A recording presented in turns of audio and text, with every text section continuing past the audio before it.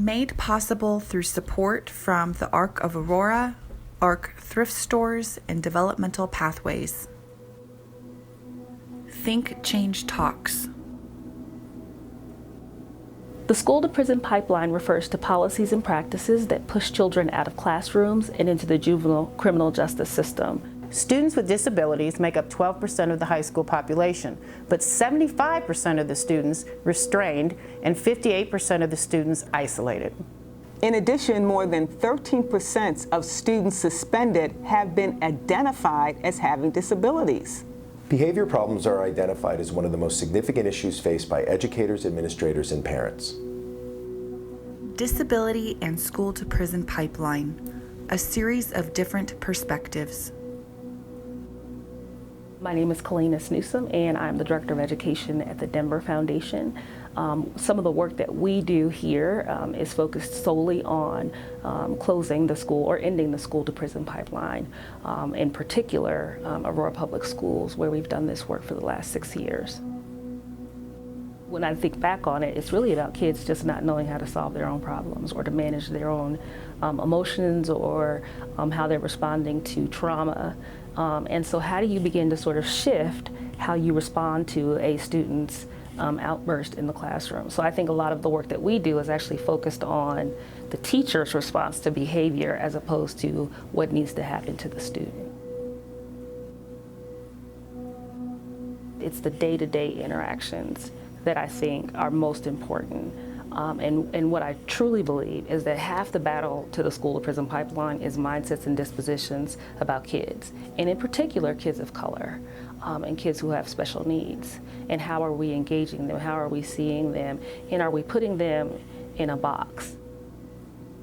It's important to recognize when your bias is starting to impact your position or impact your own mindset and disposition about a kid or family or whoever you may be interacting with at any given time. If I can shift you as an educator, as a parent, as a guardian, as a police officer, if I can shift your mind about this kid or about kids in general, then I think we've won half the battle. We have the greatest potential to do this here in Denver, just given our legislative policies and things that have happened this year. But I do believe we need to have a deeper level of a conversation to have a more broad strategy around kids specifically with disabilities that are impacted by the school-to-prison pipeline, and to address that in particular, because I think our strategies around that haven't necessarily been responsive. So when we talk about responsive classrooms, when we talk about trauma, when we talk about racial equity work, when we talk about culturally responsive teaching, it's oftentimes excluding students with special needs. And I think we need to include those students, not in a way that says, okay, this is a special population of kids that need something different, but this is a special population of students that are very impacted by what's occurring. And we have a responsibility to those kids. How do we help communities of color recognize that your 504 plan and your IEP is actually your best weapon to get the support that you need for your kiddos? So I think the more that we sort of reduce the stigma around it, the better. I think that the most impacted kids are the ones that have disabilities. And our prison system is a money-making machine. And it's sad, it makes me sad that we are perfectly okay with quitting on a kid or a family.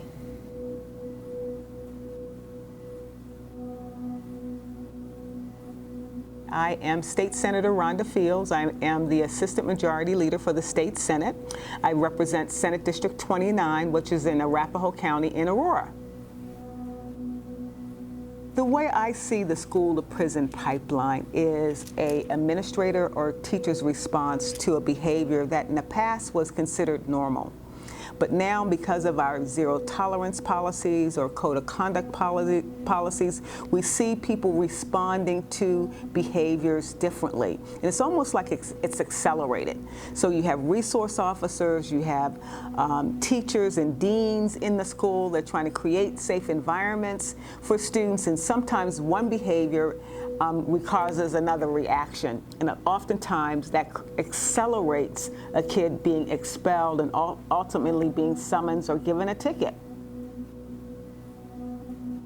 We know there's going to be the know-it-all in the classroom. We know that there's going to be the one that talks too much. We know there's going to be the class clown. You know that there's going to be someone that's constantly tired or sleepy in the classroom. And instead of being frustrated with those kinds of behaviors, we should have specific strategies that administrators and teachers could use to explore the reasons behind that behavior. When kids are kept in school versus being suspended, what we have as educators is opportunity to shape behavior that we want to see emulated over and over again. So that might mean restorative justice. That might mean that young person sitting next to the person that they offended or whatever the behavior was, and maybe that child explaining the behavior, how hurtful that was, how harmful that was. The other person can hear their response, they can dialogue about it, and then lessons are learned. When you don't get the learning out of the behavior, then I'm afraid that the behavior continues. So I think that we need to intervene as administrators and teachers as soon as we see the behavior. We give teachers the tool to help that young person reframe what they're seeing and share with them what would be most appropriate in scenarios like that. And just mentor and guide and shape the kind of behavior that we know that would help them be successful moving forward. Our students who are black and brown, we know that when they're black and brown, the research says that their chances of being propelled into our criminal justice system is higher than our white students. But when you're black, brown, you have a disability, then the rate is even higher. Let's say you're black and you are autistic. And let's say as a young male, you're tall and you're big. And the teacher may not know how to manage those behaviors in the classroom. The potential of that child being suspended and later being summoned for some behavior that was demonstrated in class is pretty high.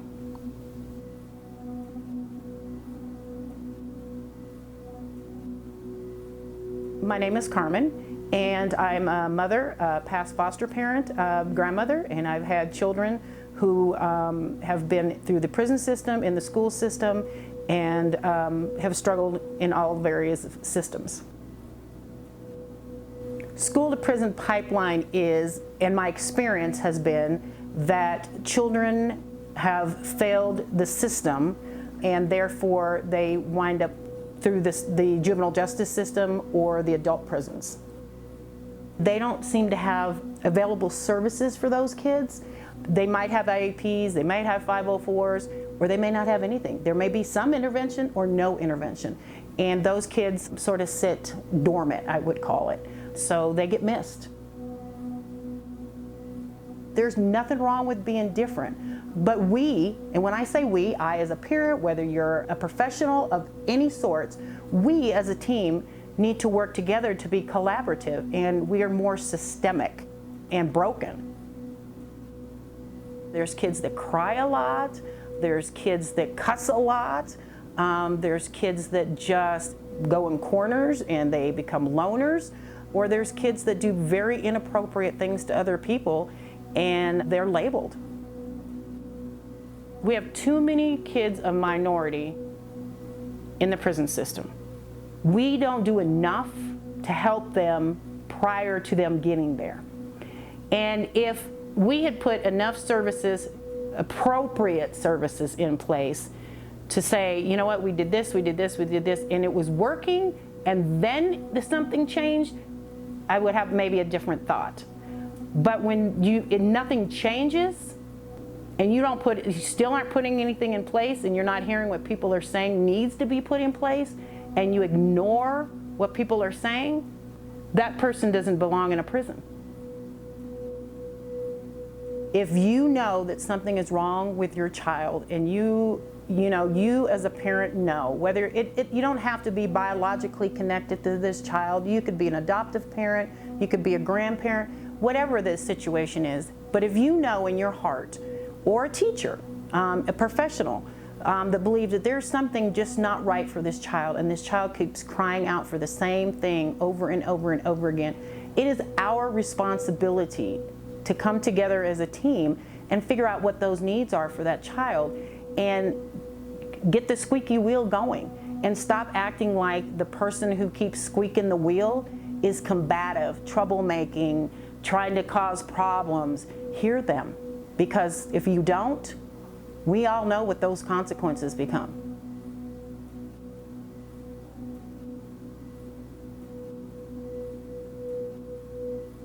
My name is Scott Modell. I spent about a decade and a half as a professor in California at Cal State University. I founded and ran our university's Autism Center for Excellence and a number of other residential and day programs for children, adolescents, and adults with disabilities.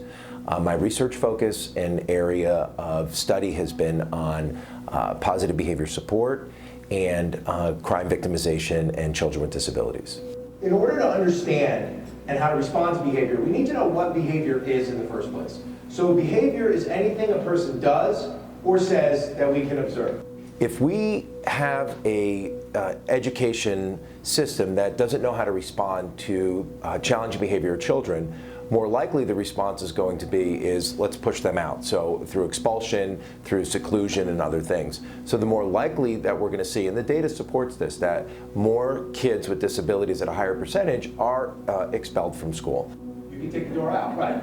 I didn't do that, but that's good because that's one of those 5 things that we could use. I also could go and yell at him.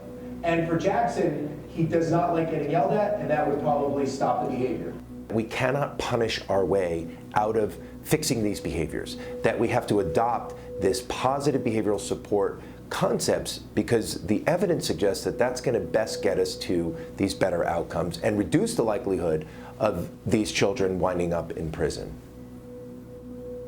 Positively supporting behaviors is about responding to challenging behavior in a way compatible with the science that we have, behavior analytic science, that is most likely going to get you to the outcomes that you want. And it moves away from using as a first response punishment-based procedures, because there's a number of challenges with using punishment-based procedures to shape or change behavior. One of the things that we get is counter control, where you're going to typically get that immediate pushback because punishment-based procedures are overt. You also will get covert behavior. Teenagers refer to this as strict parents equals sneaky kids. So the more we overlay punishing procedures on individuals, the more likely they're going to engage in covert behavior to try and hide it. So what we want to shift to is we want to shift to understanding that behavior is communication, behavior is purposeful, behavior is meaningful.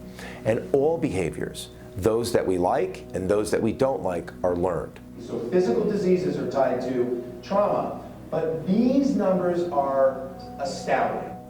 That has to impact not just educators and support staff and principals, but the greater community and parents. There's evidence that speaks to behavior intervention programs that involve parents and support parents for this have greater efficacy.